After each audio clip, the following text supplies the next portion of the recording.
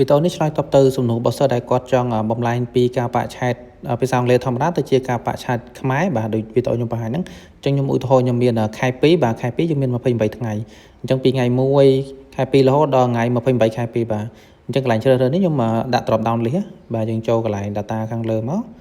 បាទចូលកន្លែង data ហើយយើងមើលមកខាងស្ដាំយកពី data tool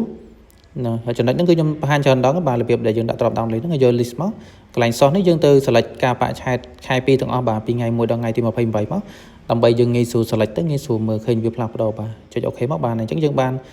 ការបាក់ឆែតមួយដែលយើងដាក់ជា drop down list ងាយស្រួល select បាទអញ្ចឹងពេលយើង select យកថ្ងៃទីប៉ុន្មានក៏បានដែរហើយតើតើខាងឆ្វេងនេះគឺការបាក់ឆែតខ្មែរបាទស្មើហើយយើងទៅចុចនៅការបាក់ឆែតដែលយើងជ្រើសរើសហ្នឹងមកបាទអញ្ចឹងវាដូចគ្នាហើយបាទវាចាប់តម្លៃមក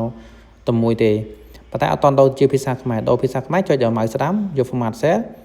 បន្តមកទៀតយើងដូរភាសាកន្លែង local នេះអ្នកដូរទៅជាភាសាខ្មែរមកបាទអស់មកដល់ OK មកឃើញហើយពាក្យខ្មែរបាទបន្តមកទៀតការបាក់ឆែតយើងវាដូរទៅជាខ្មែរឃើញទេបាទយកជំរើសមួយមកហើយចុច OK មកបាទឃើញទេអញ្ចឹងចេញថ្ងៃសៅរ៍ខែម៉ានអញ្ចឹងទៅបាទអញ្ចឹងពេលដែលខ្ញុំជ្រើសរើសដូរកន្លែង